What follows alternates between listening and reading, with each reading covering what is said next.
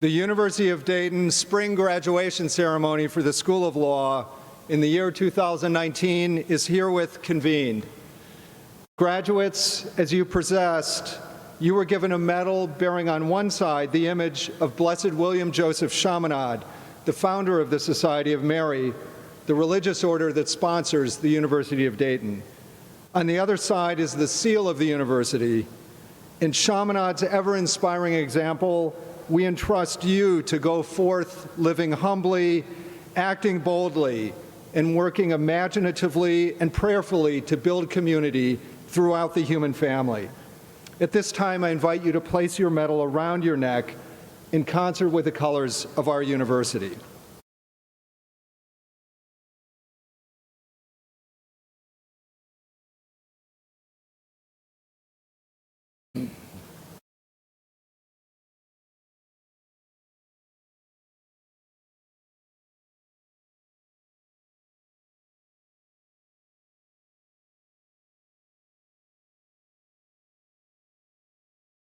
In prayer for our community and communities everywhere, let us pause for an invocation by Father Jim Fitz, and then please remain standing at the conclusion of the prayer for the singing of our national anthem by Catherine Bro, class of 2019.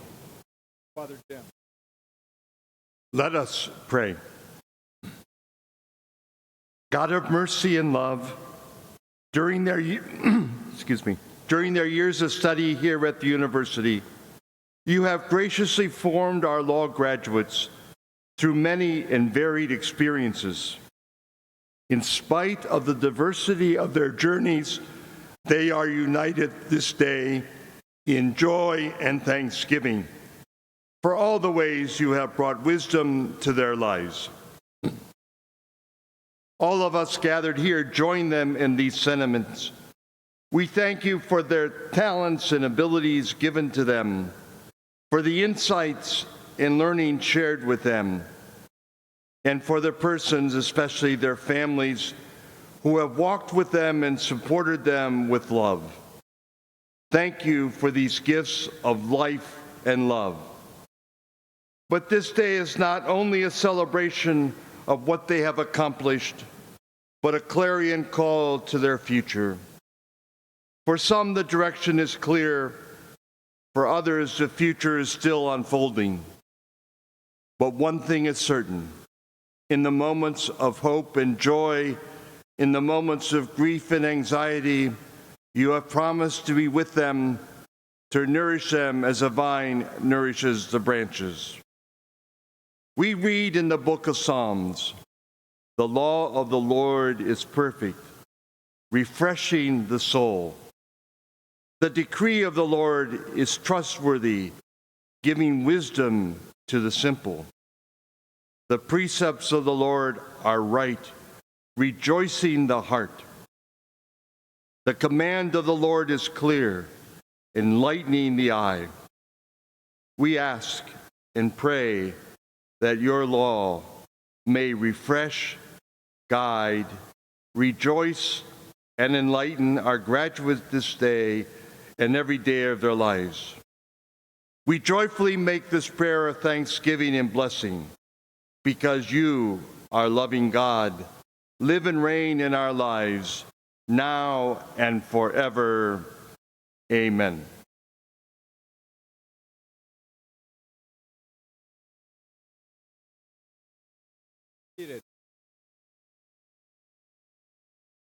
On behalf of the University of Dayton community, I extend a warm welcome to all assembled here today. At this time, I'm pleased to introduce Andrew Strauss, Dean of the School of Law, who will now address the graduates. Dean Strauss. Before proceeding with my speech, I'd like to invoke the national anthem. Catherine.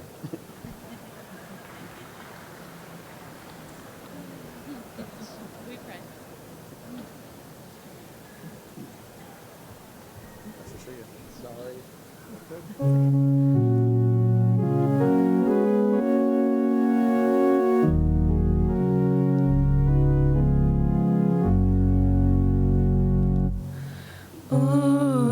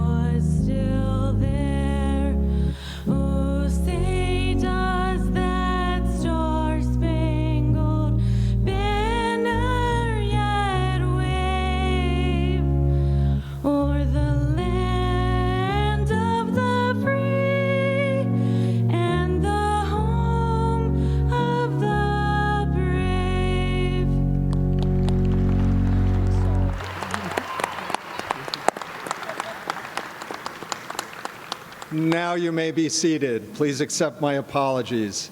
Dean Strauss will now offer his remarks to the graduates and our families.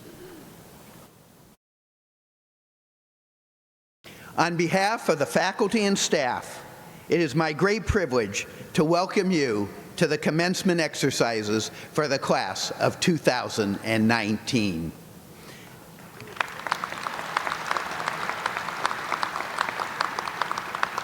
Today we celebrate our students' academic accomplishments both inside and outside the classroom. Before proceeding, I want to take a moment to express appreciation for Professor Sheila Miller. She will be retiring this year after beginning her first stint at the law school 30 years ago today, or 30 years ago. Professor Miller is a member of our legal professions faculty and has been running our bar program over the last few years. So when I say retiring, she's going to step down only after working to help all of you JD students pass the bar this summer. I challenge you, class of 2019, to make Professor Miller's last summer her most successful. And as all of you who have studied with her and all of us who have worked with her know, she is the exemplar of the dedicated professor. Sheila, we will miss you.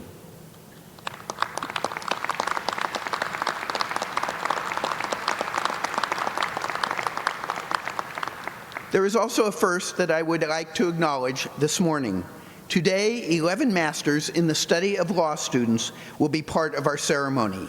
They are the vanguard to walk at graduation of our inaugural cohort of over 70 MSL students in government contracting and procurement.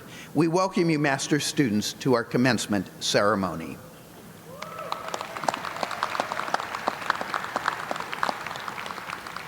We also have a significant number of graduates who could not be here this morning from our additional new program in Seoul, Korea, in the study of American law. We congratulate them.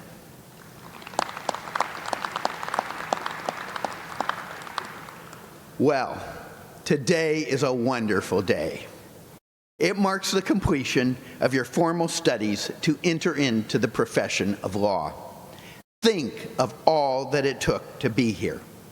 Because our memories are often fleeting, it is easy to believe that but for squeaking by that final exam last week, you wouldn't be here today. Actually, though, but for getting through years of school, starting with kindergarten, you wouldn't be here today. Or even further back, all of your cognitive development, including your first sentences and even first words, were step by long step prerequisite leading to today. But even that doesn't begin to capture it. Think of the incomprehensible convergence of natural and human-made factors, known and unknown, that are all necessary preconditions for this day.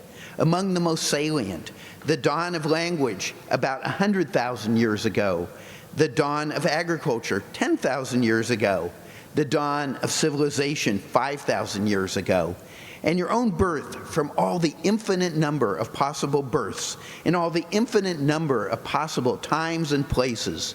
Truly, what are the odds? Today we celebrate, in particular, one of those myriad of specifically human-made preconditions, an invention that provides the organizational infrastructure for the occurrence of this event, or for that matter, the entire functioning of our complex society. I am referring, of course, to the law. This morning, class of 2019, you are heir to a legal tradition that began most definitively with the Greeks some 2,500 years ago. This tradition could be described in many ways, but at its core, it is about creating an ideals-based society out of social disorder.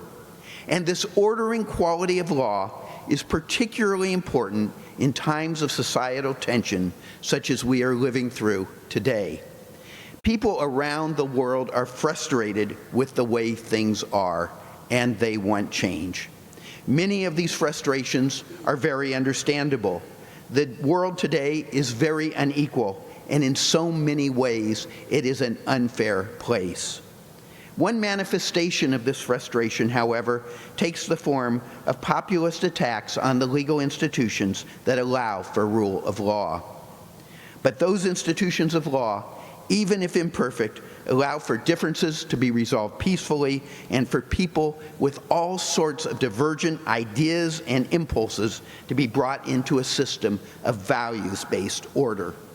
This insight that our legal system brings people in was driven home to me during my own first summer of law school when I went to work helping represent migrant farm workers for Texas Rural Legal Aid in the Texas Panhandle.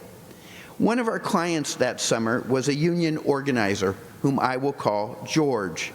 The time was the early 1980s, and George was a dyed-in-the-wool Marxist who in our conversations espoused violent revolution against the capitalist state. He used to tell me that the legal rights I, as an American law student, represented to him were mere bourgeois rights and were of no value to someone who didn't have enough to eat. Yet when the local sheriff acted to illegally restrict his farm workers' rights to strike, we brought a case in federal court. I still remember George peacefully testifying with great conviction about the violation of his workers' fundamental constitutional right to free assembly.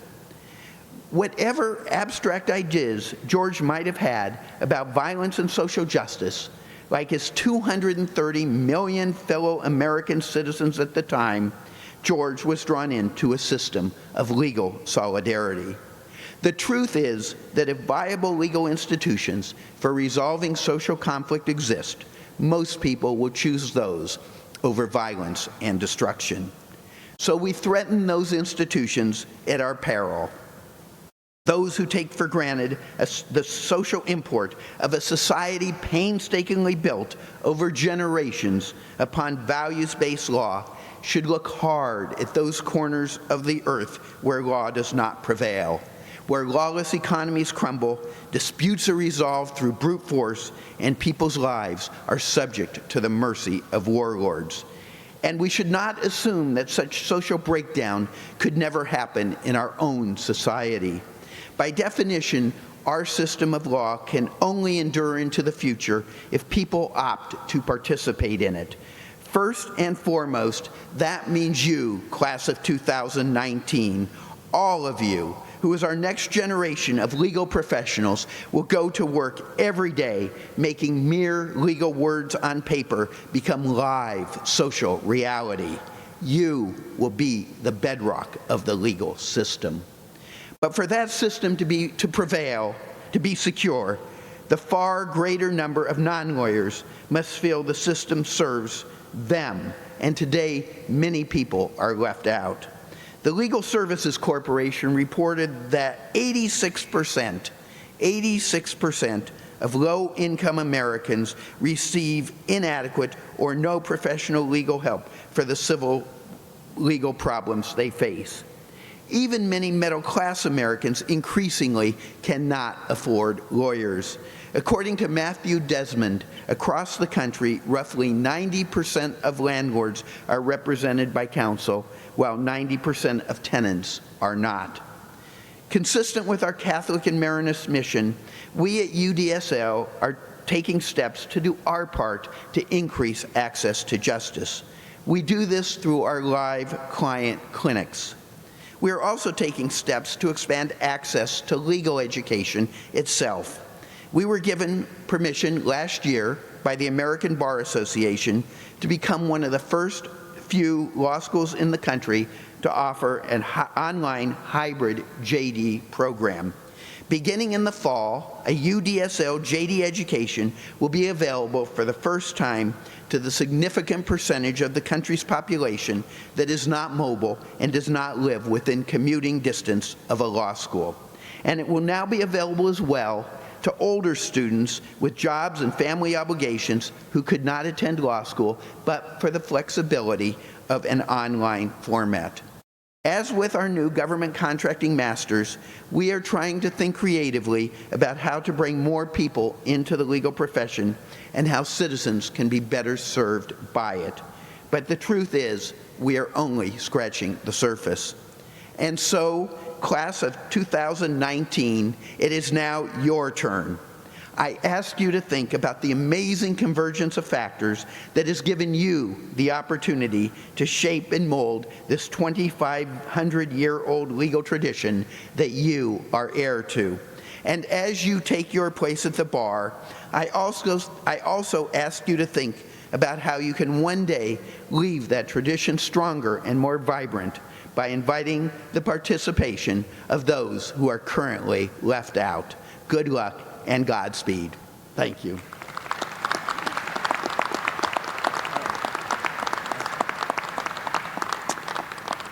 Thank you, Dean Strauss.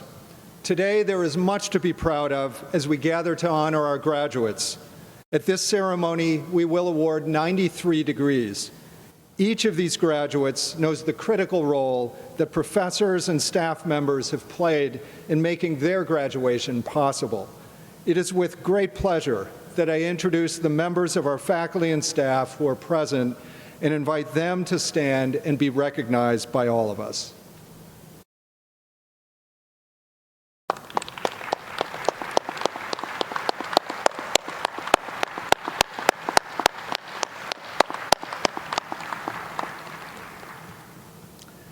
Thank you. Dean Strauss will now present the special awards.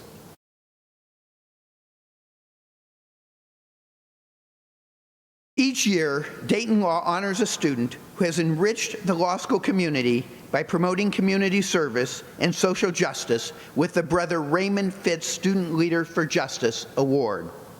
The award is given to a student who has followed in the footsteps of the award's namesake, Brother Fitz, who served as UD's president by actively seeking ways to better the world.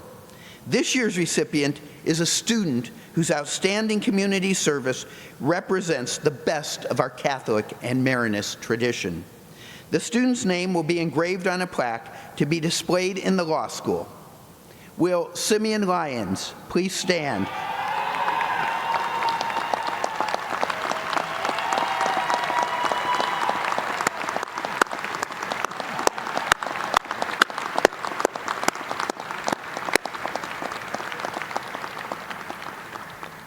I am very pleased to be presenting the Brother Fitz Student Leadership for Justice Award to Simeon Lyons. Simeon is a model of a socially involved student. To name just a few of his endeavors, Simeon is president of the UD chapter of the Black American Law Students Association. He is a student ambassador for UDSL admissions, where he extols the virtue of the law school to all who will listen. He has been an active and engaged student representative of the UDSL Diversity and Inclusion Committee, and he has been a Justice of Administration for the UDSL National Moot Court Team. This year, he coached the award-winning student team composed of Kristen Hardy and Sarah French in the Kaufman Securities Law Competition at Fordham Law School. As Professor Maureen Anderson, the faculty advisor to the Moot Court program, put it, these accomplishments do not even scratch the surface of how much Simeon has done while at UDSL. He has been a resource for countless students, always willing to give his time in any way he can. In my 4 years as dean at the University of Dayton Law School, I have never known a student who became as well respected, not just within the walls of Keller Hall, but within the entire Dayton legal community. Through Simeon's civic activities, he became in many ways UDSL's ambassador to the outside world. I have no doubt that Simeon will be a great attorney and strong advocate for his clients in the future. Congratulations, Simeon.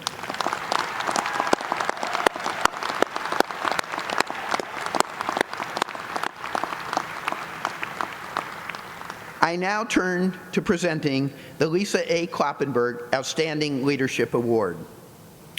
8 years ago, Dayton Law's Student Bar Association created the Kloppenburg Award to recognize a graduating student who had made significant contributions to the School of Law has been a star in the classroom and has shown a substantial commitment to public service and community engagement. This student's name will be engraved on a plaque to be displayed in the law school. This year's recipient of the Kloppenburg Leadership Award is Antonio Ayube. Will Antonio Ayube please stand in front of your seat?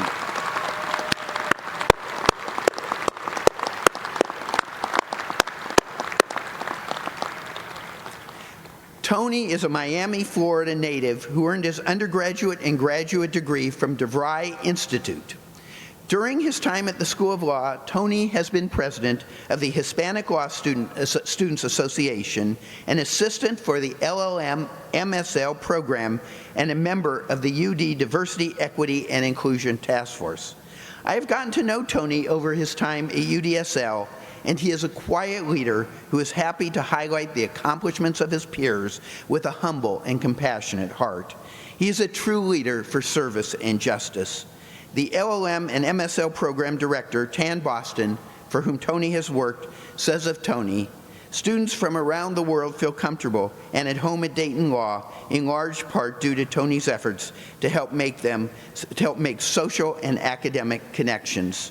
Tony, your generosity of time and spirit has made Keller Hall a better place to learn, lead, and serve." Thank you and congratulations.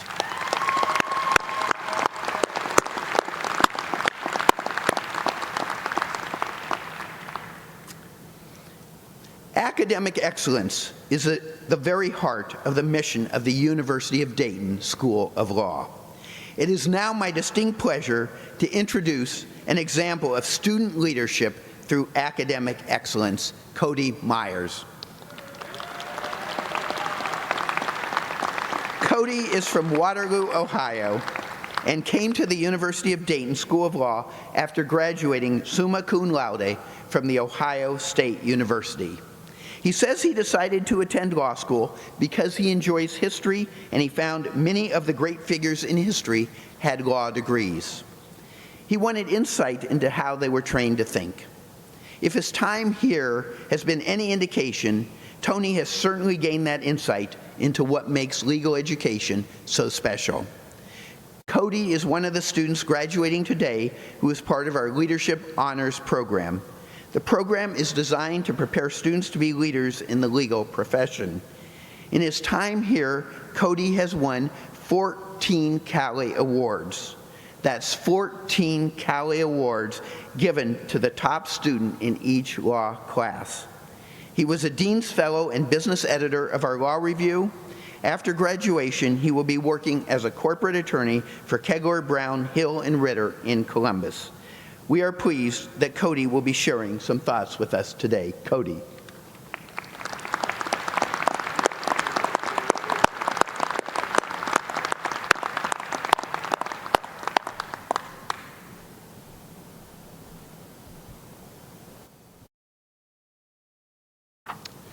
Thank you, Dean Strauss. First and foremost, I would like to say congratulations to all of my fellow graduates and their families. This is a wonderful day of celebration, and I will try not to ruin the mood. I would like to start by saying that this is an audience full of folks who will make their careers critiquing language. Not only that, but there are more people here today than there are in my hometown of Waterloo, Ohio. So naturally, I was pretty nervous to give this speech. When I first found out that I would be speaking here today, I called my best friend from high school, Jordan Fulford. I told him that I had to give a speech and express my apprehensions. To which he responded, "No, you get to give a speech." This conversation helped me to realize what I would discuss today. So why was I nervous? I was worried about messing up words, sounding dumb, sounding pretentious, you name it. Then I realized all of my thoughts centered around one thing, me. My self-centered thinking drove me to overlook how great of an honor this is. It is a blessing to take part in this ceremony, let alone speak at it. As I think about my time in law school, one word adequately summarizes my experience: happiness. After some reflection, the reason for this became obvious. My happiness can only be attributed to the people who were in my life during my time here. Specifically, I would like to point to two things that have helped me to have a wonderful law school experience: perspective and gratitude. Perspective has allowed me to overcome my low points. The first examples of perspective in my life are a constant presence. My sister, Kelsey, and my nephew, Emmett. Cytomegalovirus, or CMV, is a relatively common virus that infects many people all the time without any real impact. For Kelsey and Emmett, it had an impact. When a mother is pregnant with a baby, if she contracts CMV, which is essentially like the common cold, it can have adverse effects on the child. In Emmett's case, CMV caused cerebral palsy, effects on his vision, speech, breathing, and a vast array of other issues. These pose challenges to Emmett and Kelsey daily. There are constant visits to the doctors in Cincinnati, which is roughly 3 hours away from their home, and every holiday is spent hoping Emmett can enjoy it with his family as opposed to spending it in the hospital. You know, it seems one option for them could be, life sucks, this isn't fair, after all, it was just a cold. But no, every single day, Kelsey and Emmett choose to live their lives. Obstacle after obstacle is hurdled with a smile on their face and love in their hearts. They ask for help from no one, they do not need it. There are many tests, quizzes, and assignments in law school, each of which seem to be life or death, especially when your own success is the center of your entire world. I'm so fortunate to have Emmett and Kelsey in my life to constantly remind me that what I am doing is not the most important thing, and it's not even the hardest thing. They are my inspiration, and I love them dearly. A specific example of a time when I lost perspective was when I was convinced that I'd absolutely bombed a final exam. I was convinced that I failed the class, and it made for a very difficult Christmas break. After days of silence on the matter, I finally worked up the courage to tell my dad. To my surprise, he just took a sip of his coffee and said, "Well, I guess you'll be taking that class again." This is the first example of my dad trying to drill the importance of perspective into my head. However, this was not enough to rid me of my subjective worldview. I had a conversation with Dad a few days later, and it really revealed to me just how self-centered and lacking in perspective I was. I again confessed my feelings of dread and how I wasn't enjoying my Christmas because of my fears of how poorly I did on that exam. After I finished venting, my dad looked at me and said, "Darren is in the hospital with cancer, fighting for his life. He may not live another year. There are more important things." I got over myself pretty quickly. At the time, my cousin Darren Kade was in the hospital with cancer, and after years of fighting the good fight, he has since passed away. It took my dad bringing this to my attention to wake me up. With things like that going on, stressing out about doing poorly on an exam seemed not only dumb, but shockingly self-centered. There are bigger things than law school. There are more important things than my success or my failures. Perspective has helped me to realize this. However, perspective can be dangerous because if it's taken to its logical extreme, it can be easy to conclude that everything is meaningless, life has no point, so why even try? That's where gratitude comes in.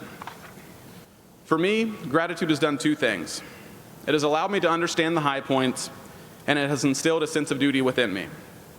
The first example that springs to mind is a time that I did well on a law school exam. I managed to receive the highest score in the class. My score was a 21 out of 25. I could not wait to call home and tell my mom how well I had done. When I called her, she answered and said, "So what happened to the other 4 points?" Although my mother was proud of me, she reminded me that I had room to improve, and she expected me to continue to strive to do better. Without gratitude, it could be easy to be frustrated by her response. With gratitude, I was able to know that she only asks because she may be the only person who honestly believes that I am capable of anything. If that doesn't make you want to try your best, then nothing will. Thank you, Mom. An ongoing example of the value of gratitude to my happiness is my grandparents. My mama, without fail, asks me a single question every time I go home. "Is your homework done?" To which I always respond, "Mama, it's law school, homework is never done." Without gratitude, it could be easy to be frustrated or annoyed at the constant questioning. With gratitude, I realize that although I have been in school for 20 years, she has 7 other grandchildren to worry about and 10 great-grandchildren to worry about, my mama still cares enough to ask me about my homework. And today, mama, I can finally say, yes, my homework is done. Thank you, mama. The next example is my grandfather. Papa has set an example to which I will always aspire but will never meet. He has worked since he could walk, with jobs ranging from farm work to working on coal barges, to working for the Dayton Malleable Iron Company, to working for Bob Evans, and many jobs in between. To this day, he remains the hardest worker I've ever met. When I go home and try to keep up with him on the farm, I am quickly reminded that my future does not lie in manual labor. When I look to all he has done for our family, I am truly overwhelmed with gratitude and a sense of duty to make him proud. Thank you, Papaw. I could go on and tell similar stories about the many people in my life who have done so much for me. It is truly overwhelming at how much has been invested in me by my family, friends, teachers, professors, and my community. I owe it to all of them to try and do my best. Anytime I am proud of an accomplishment, I think about the countless people who care for me, and I am quickly overcome with gratitude. Although I am proud of my accomplishments and the ones to come, I cannot in good faith call them mine. I am nothing more than the great people around me and a merciful God above me. With gratitude, I've come to realize this. In conclusion, if there is one theme to the two things that have helped me to have a happy law school experience, it's that neither of them came about because of anything of my own doing. I have found that there is much more happiness to be had and much more to learn when I stop focusing on myself and start focusing on and appreciating others. And with that, I would like to genuinely express my gratitude to all of you for listening to me here today. Thank you, and God bless you.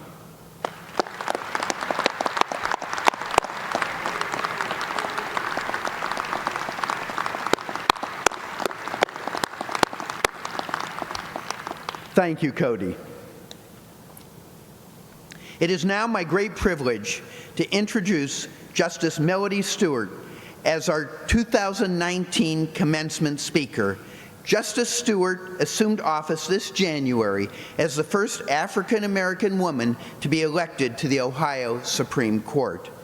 Justice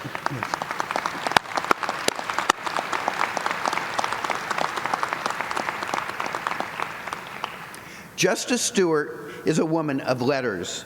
She earned her Bachelor's of Music degree from the College Conservatory of Music at the University of Cincinnati, her law degree from the Cleveland Marshall College of Law, and her PhD in Applied Social Sciences from Case Western Reserve. Justice Stewart is also a woman of the bar.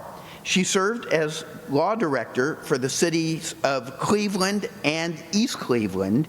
She has been a professor at Cleveland Marshall Law School, where she taught professional responsibility, criminal law and procedure, and legal research and writing. She has taught at the University of Toledo College of Law and was director of student services at Case Western Reserve College of Law. I told her last night that she's only missing one of the most important law schools in Ohio as her next academic gig. Finally, Justice Stewart is a woman of our community. She has served as a commissioner and chair of the Board of Planning and Zoning for the City of Euclid. She has been a member of the Ohio Criminal Justice Recodification Committee and the board of the Supreme Court's Judicial College.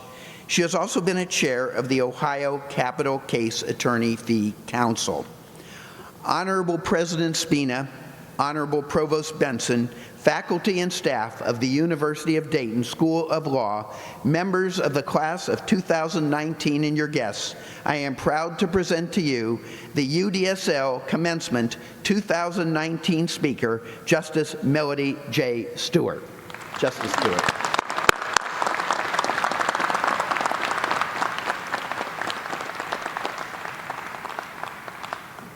Thank you. I'm assuming I'm at the right microphone. Good morning, everyone. Good morning. To President Spina and Provost Benson, Dean Strauss, faculty and staff of this great law school, your honored guests in the class of 2019, thank you for allowing me to share this morning with you. It is indeed an honor and privilege to be here. You know, there are people who sat where you're sitting today. Some of them are here.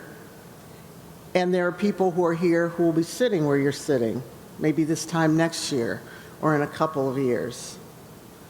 There are also people who want to sit where you're sitting, and that line's going to be even longer.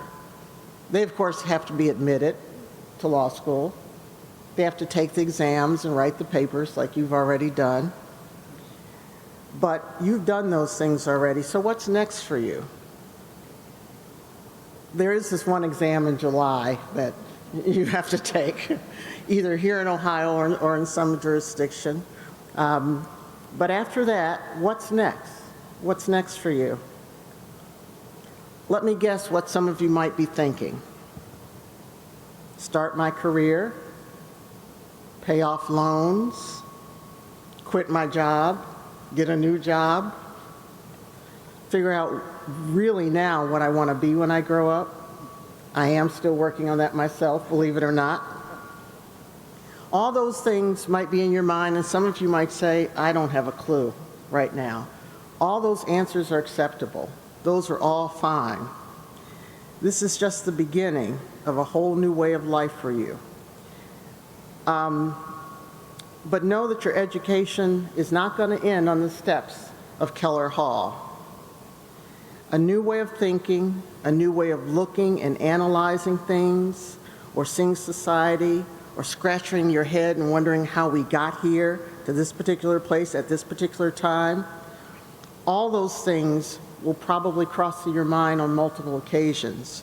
But what I hope most of you, if not all of you, have somewhere in your mind is, what is it that I'm supposed to do with my law degree? Where am I supposed to be, at least for now? How do I go about manifesting good things in my life?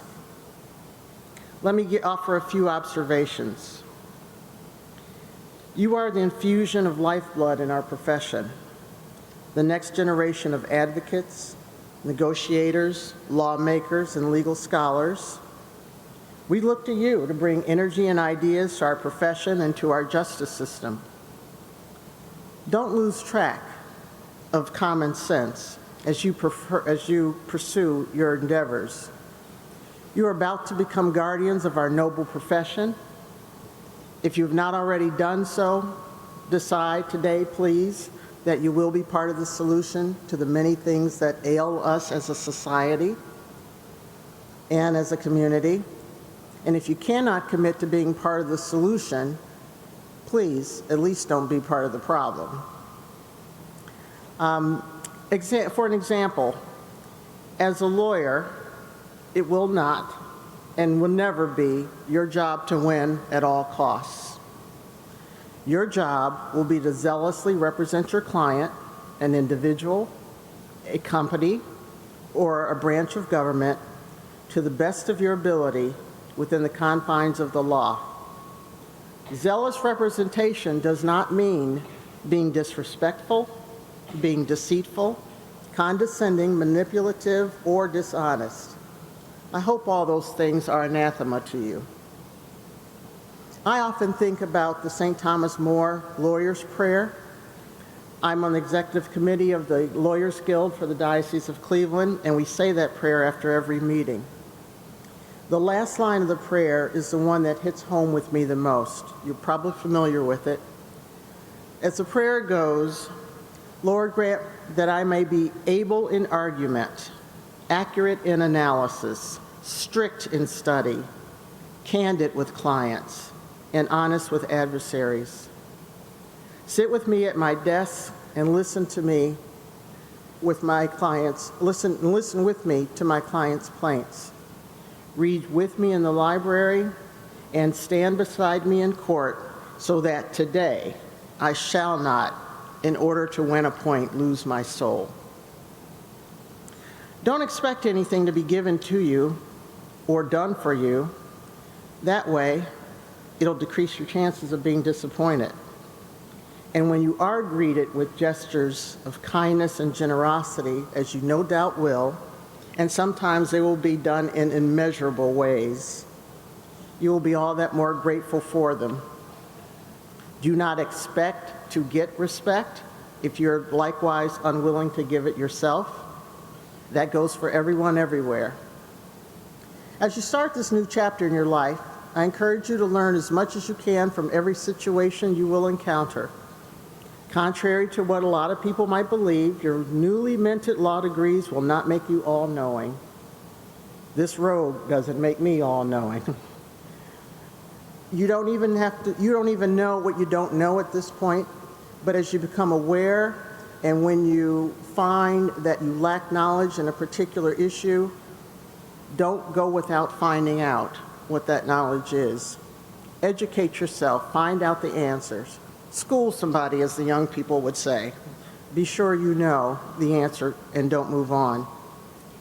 If your education here at the University of Dayton has equipped you to make a meaningful contribution to our profession, then please make that contribution. If your education here has introduced you to people who have helped you grow as an individual, continue to grow right where you're planted. If your education here has given you the skills you need to change the world for better, then by all means, go and change the world. For those of you planning to take the Ohio bar exam or bar exam in any jurisdiction, and after you get these grades and you find that you're in the bottom part of your class, prepare and study for the bar exam like your life depended on it. Now, for those of you who finish in the top half of the class, I really only have this to say to you. Prepare and study for the bar exam like your life depended on it. Take some risks, but be sure they're calculated ones. Try not to fear failure or rejection. Oftentimes, they're just simply redirections for your life, preventing you from being in some situation or some place where you're really not meant to be, and opening the doors for places you are supposed to be. I'll give you a classic example. I ran for the Ohio Court of Appeals in 2000 for the first time. I was not successful. And although somewhat disappointed, had I won that election in 2000, I would have been reelected to that seat in 2006 because they're 6-year terms. And then my next reelection would have been when? Come on, I know you went to law school, but do the math. 2012. And my next reelection would have been when? 2018. So in 2018, I would have had to make the decision, do I run and retain my seat where I've already been reelected, or do I run for the Ohio Supreme Court? I have no doubt that I would have run to retain my seat. So had I not lost that election in 2000, I would not be standing before you today as one of your Supreme Court justices. Finally, and again, if you don't already do so, sometimes take the time to just sit in solitude and be still. We're so used to going at warp speed, looking at our electronic devices, checking for text messages and voicemails, always talking to Siri and Alexa like they're our best friends. But I implore you, just be still sometimes, a deep, calming still, where you might experience a profound thought, a wonderful idea, or you may simply gain a greater sense of awareness about the world that surrounds you. And yes, you might fall asleep too, but that's okay. You obviously need it, particularly at this stage of your career. There is no shortage of justice. Unless and until someone shows me otherwise, I will always believe that there's enough justice to go around. And remember, you can be powerful while simultaneously being peaceful. I welcome you all to the profession. I look forward to working with you in any way our paths cross. And I wish you all Godspeed. Thank you for having me.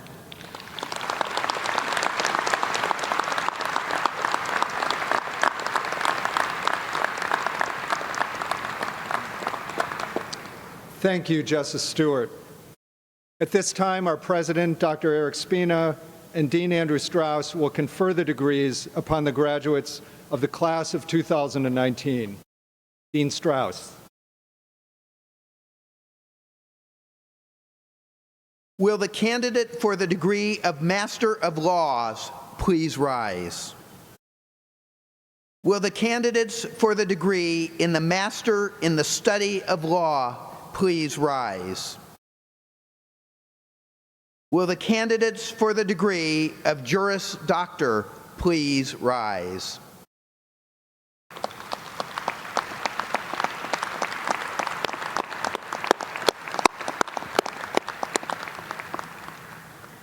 President Spina, it gives me great pleasure to present the candidates who have completed all of the requirements prescribed by the faculty of the School of Law for their respective degrees, and to recommend them as worthy of being awarded the degree upon which they have been approved. Honorable Dean Strauss, in my own name, in the name of the University of Dayton, and by virtue of the authority vested in me by the Board of Trustees of the University of Dayton and the State of Ohio, I confer upon the candidates the degree for which they have been approved.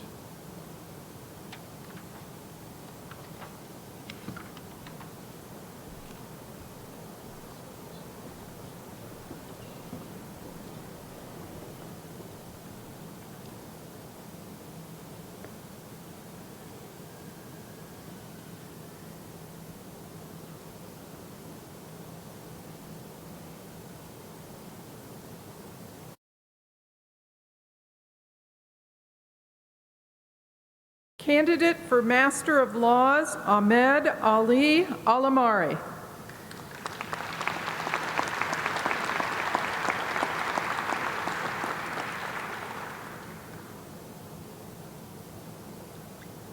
Candidates for Master in the Study of Law.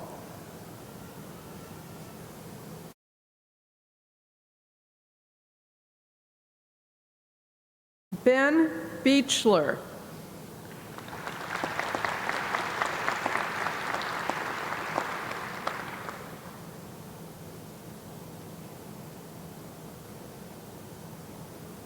Courtney Mahogany Davis.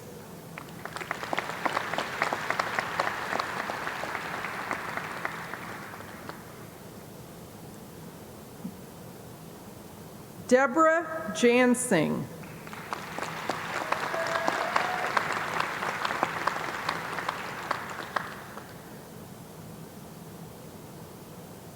Jenna Marie Layton.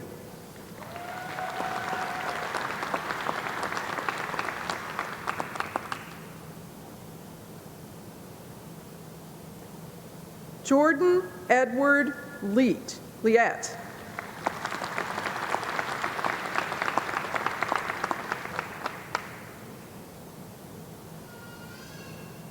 Patrick Charles Mark.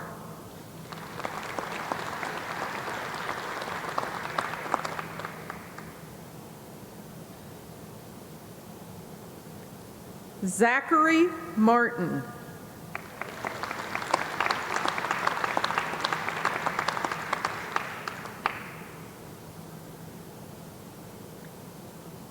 Abby Jean McGee.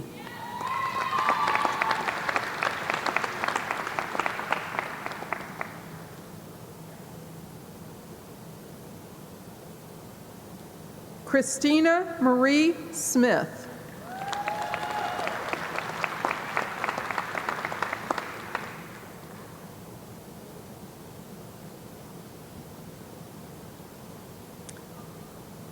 Lisa Karen Timmer.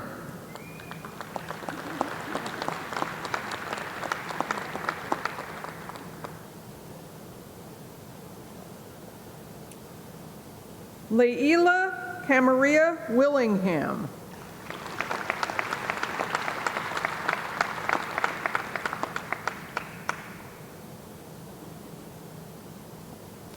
Candidates for Juris Doctor: Candace Elisa Abdul Kader.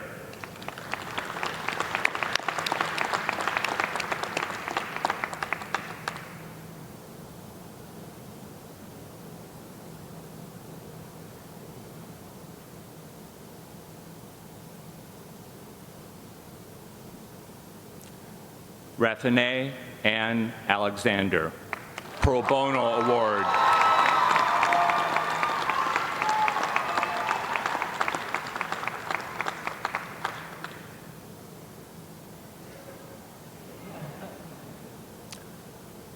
Antonio Jose Ayubi.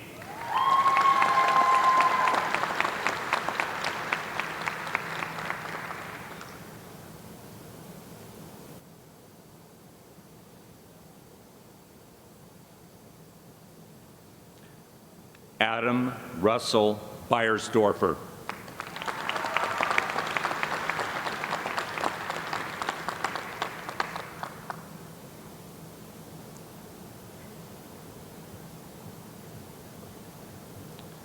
Stephanie Bayo, Pro Bono Award.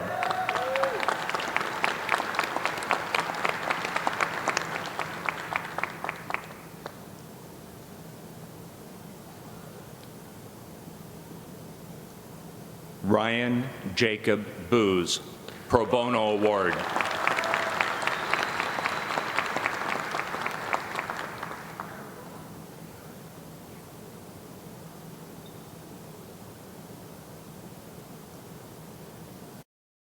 Catherine Helen Bro.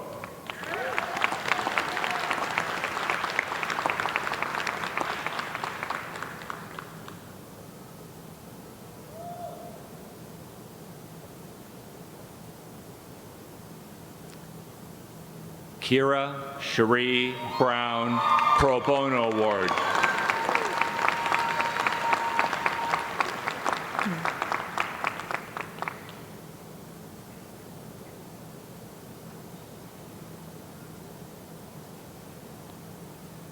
Lance Ryan Brown.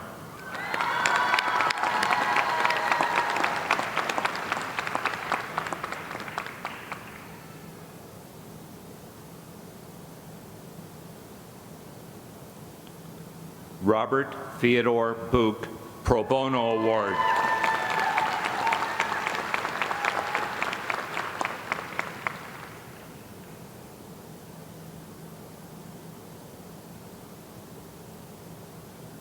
Tyler Michael Cagle, Pro Bono Award.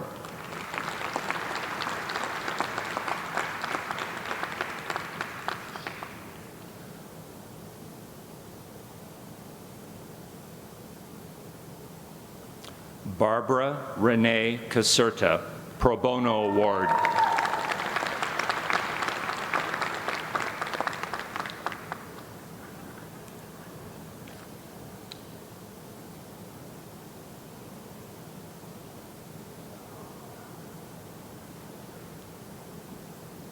Jenna Claire Casey.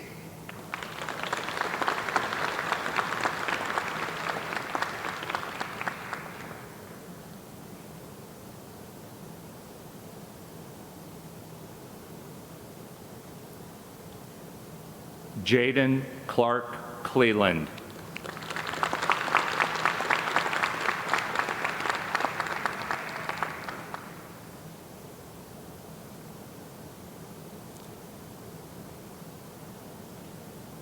Kristen Rachel Kopic, Pro Bono Award.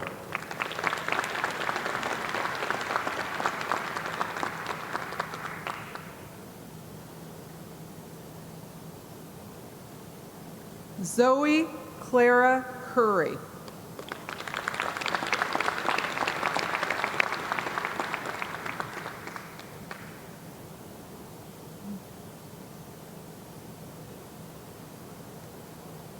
Charles Jacob Davis.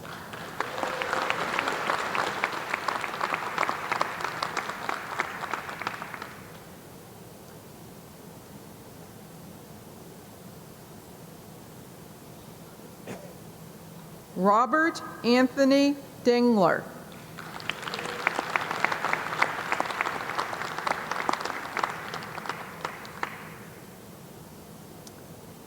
Brandy Marie DeJay Pierce.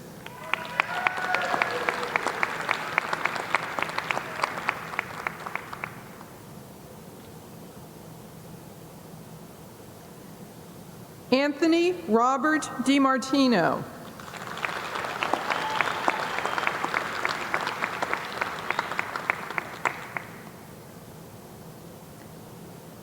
Courtney Lynn Fields Pro Bono Award.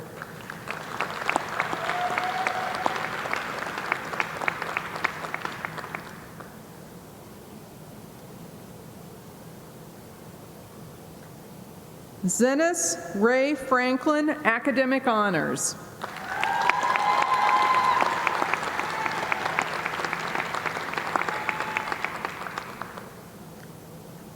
Ashlyn Renee Gallant.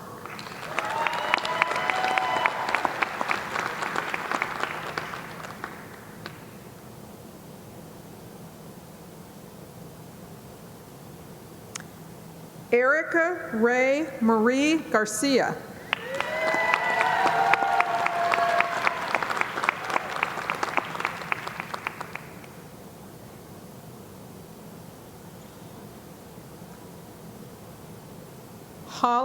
Marie Godot.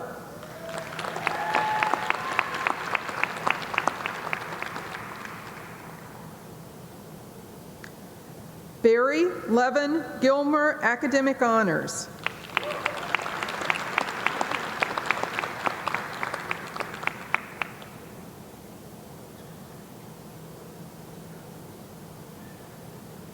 Corey Taylor Gordon.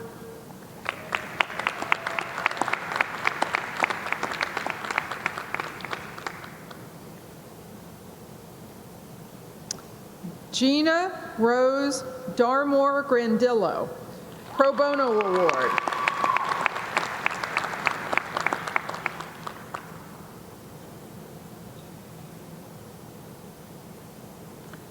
Bridget Irene Granger Pro Bono Award.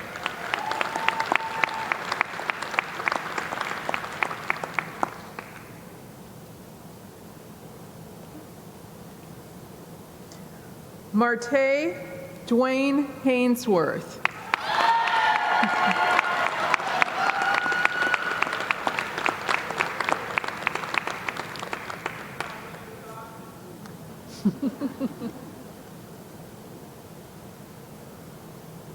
Daryl Allen Hammonds.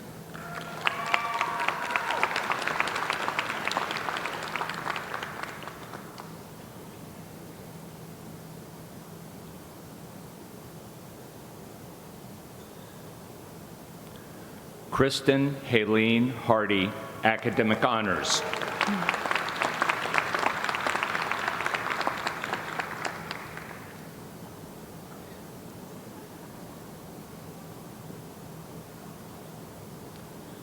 Julie Howell Helter, Pro Bono Award.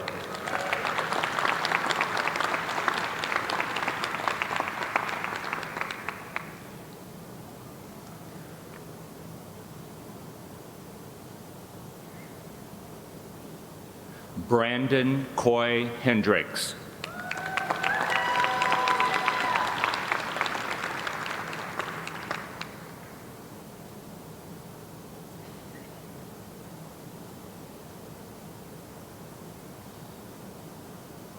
Rachel Nicole Herbert, Pro Bono Award.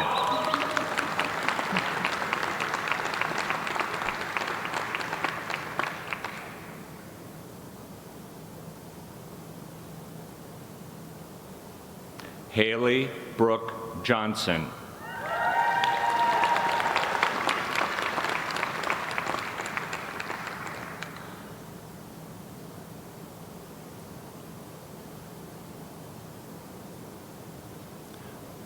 Sean DeFeer Kinney.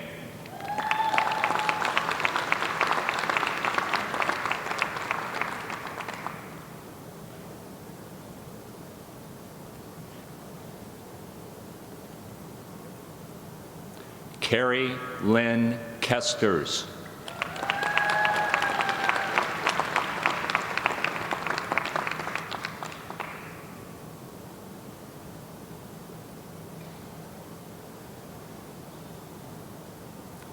Nicholas James Cotonius.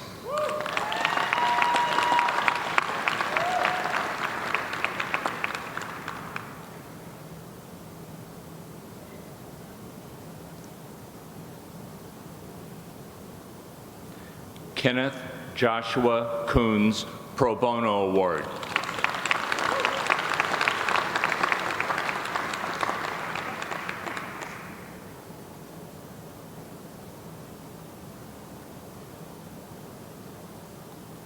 Robert Martin LeBeuf, Pro Bono Award.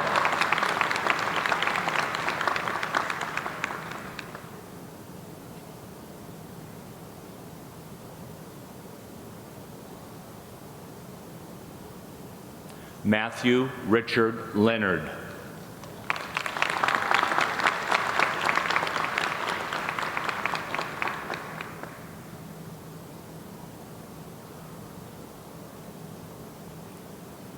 Simeon Thomas Lyons, Pro Bono Award.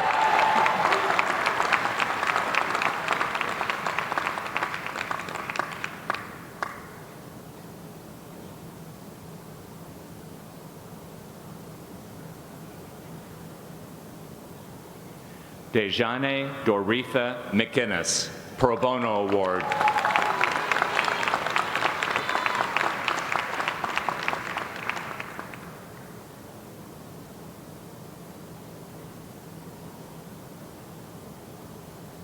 Caitlin Cooper Meeks, Academic Honors.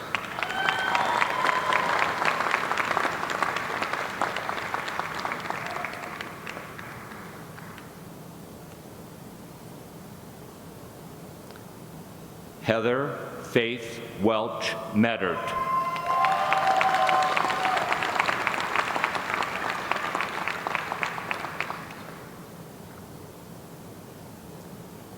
Levi Stephen Minor.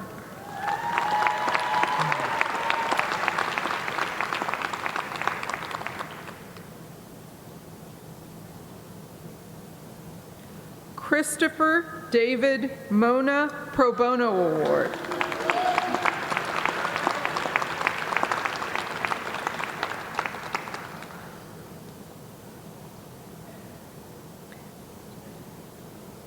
Samuel Bishop Moore Pro Bono Award.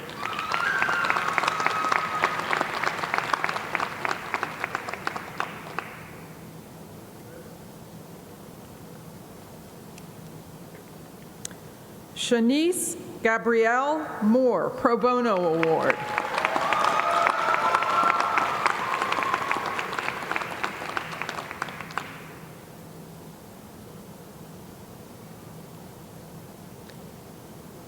Vincent Timothy Morris Pro Bono Award.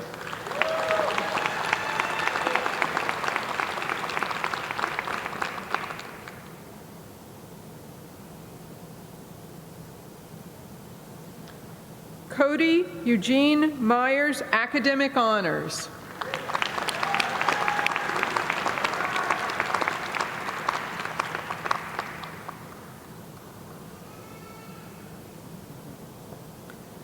Haley Elizabeth Napier Academic Honors.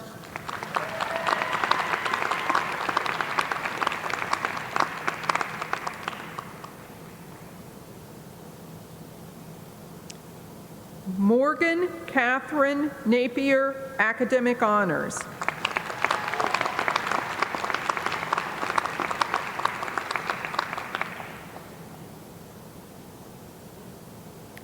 Sarah Ann Plazenthal Pro Bono Award.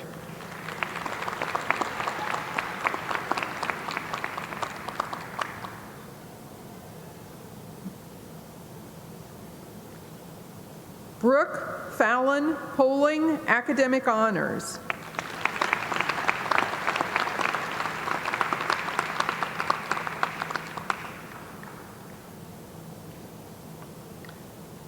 Jonathan Allen Powell.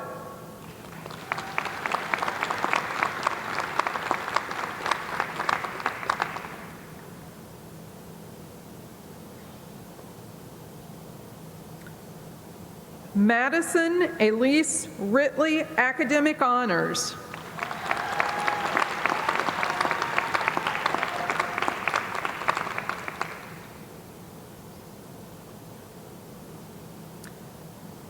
Kaylee Marie Rosari.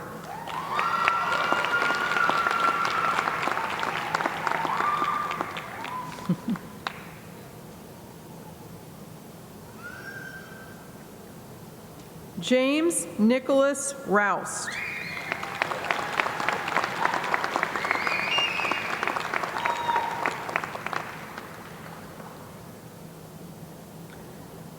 Kara Therese Ruffalo.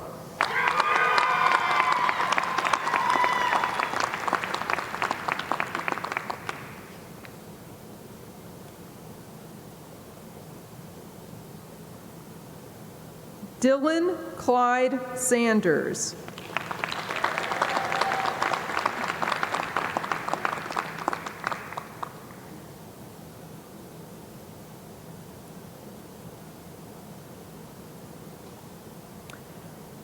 Jagdeep Singh Sangha.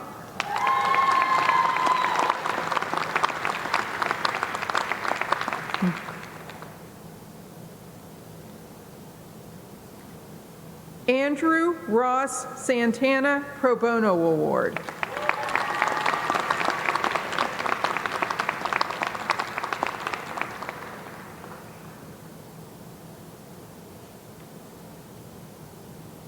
Timothy Raymond Saunders.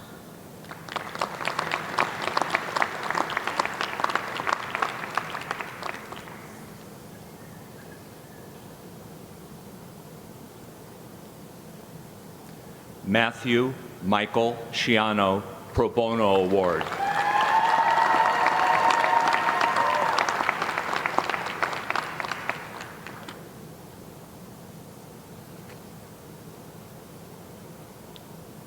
Jacob Sterling Seidel.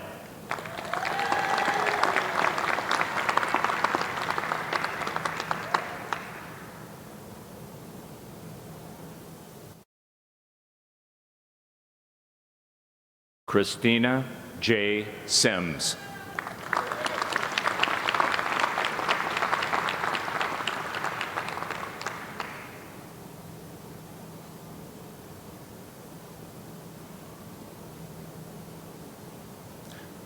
Stephen Slawinski.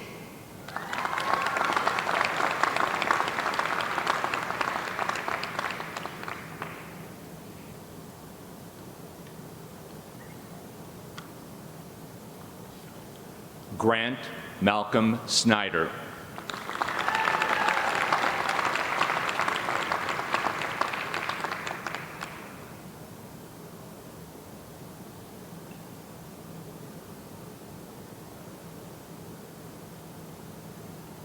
Taylor Nicole Stout Pro Bono Award.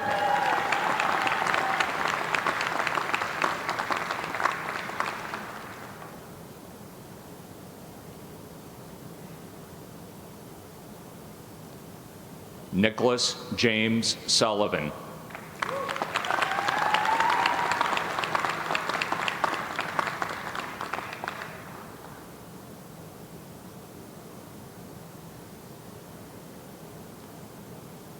Michael Jefferson Talley.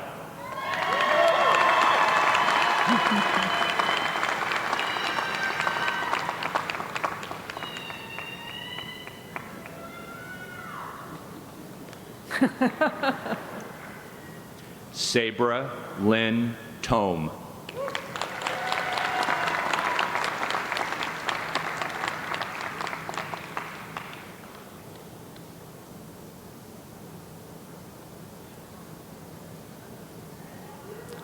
Zachary Nathaniel Van Orman.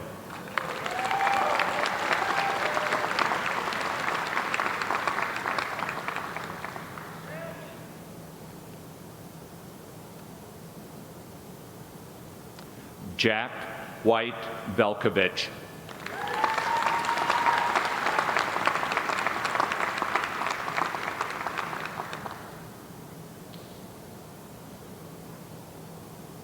Bethany Walters.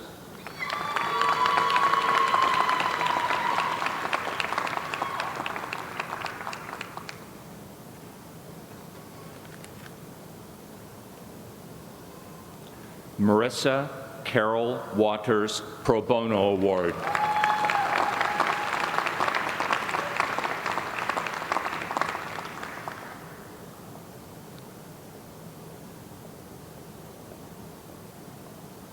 Dustin Jacob Weaver.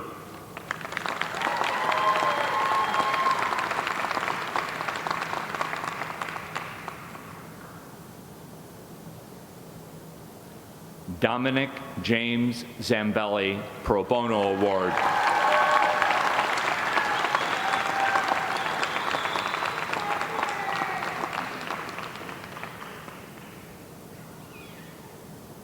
Patrick Ryan Zimmer.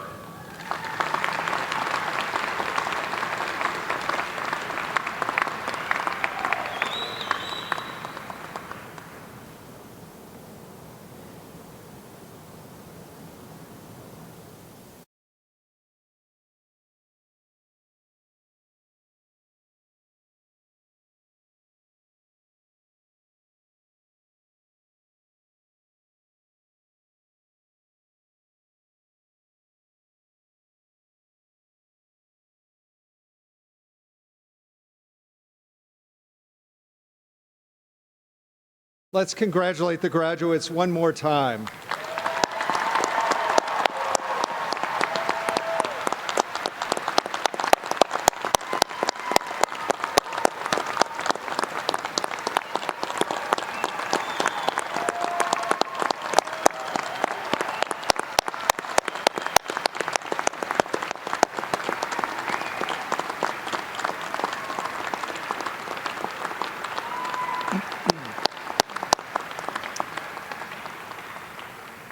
Graduates, you have now earned the right to transfer your tassel to the left side of your cap.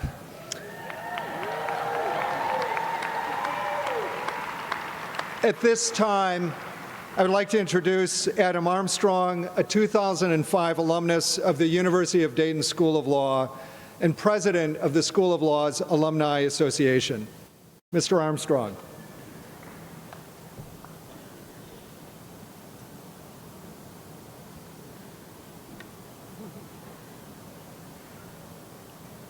Congratulations again, class of 2019, and welcome to the University of Dayton School of Law Alumni Association. My name's Adam Armstrong. I'm a 2005 graduate and president of the Alumni Association. When I was sitting in your seat 14 years ago, I wasn't thinking about being an alumni. I had one singular focus, and you've heard it today, to pass the bar exam. After I crossed that final hurdle, which I'm confident you will too, I became involved in the Alumni Association through a phone call from the then president, Steve Uhas.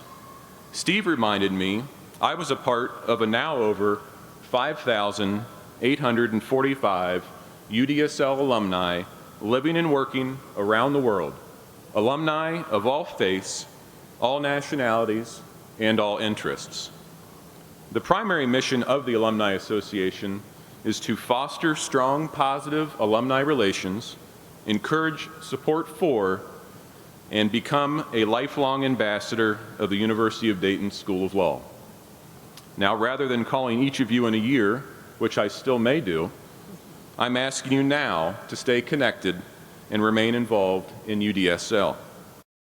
It's easy to do. It's easy to connect with each other and UDSL in a variety of ways. As an alumni, you can now nominate students to the Leadership Honors Program and become mentors to current students. Connect on social media, read the Dayton docket, stay connected with career services, provide an externship, join a committee of our Alumni Association, present at our free annual Alumni CLE, help us sponsor and plan our annual scholarship golf outing. And don't forget this year, September 13 through 15, come back to the law school for Alumni Weekend. As you reach a transition in life, let the Alumni Association know about it. And although you are a student for a relatively short time, you are always a part of UDSL. The law school has a rich history, and we are all part of that history. You are connected to the graduates from this Catholic and Marianist university and share in many UDSL memories. Part of the history that affects all of us is that we, you, my classmates, and thousands before us are beneficiaries of the generosity of our alumni. Their gifts, and not just of money, but of time, no matter the size, have an impact on all of us as students, and I call on you today to continue that legacy. So here is to the next step in your professional journeys, and we all look forward to celebrating your many successes. Welcome to the University of Dayton School of Law Alumni Association. Thank you, and go pass that bar exam.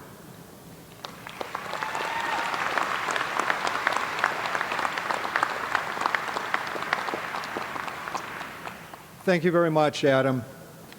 As this commencement ceremony draws to a close, the University of Dayton marks 169 years of service to our students. We congratulate and salute you, the family and friends of today's graduates, for the very important role that you have played to support these students during their matriculation at UD. We applaud your support for our students.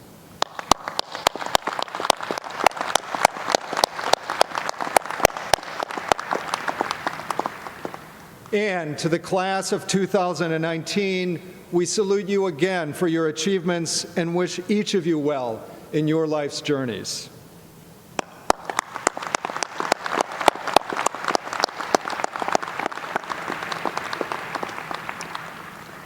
Immediately following this ceremony, you are cordially invited to a reception honoring today's graduates at the School of Law in Keller Hall.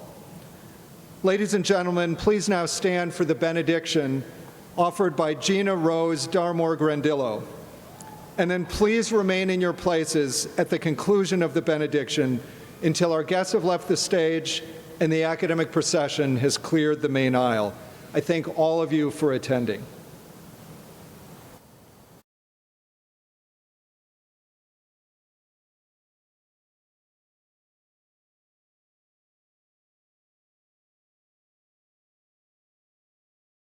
This prayer invokes St. Thomas More as the patron saint of lawyers, asking him to pray to God for the grace that we, the class of 2019, may rise to the highest standards of our profession.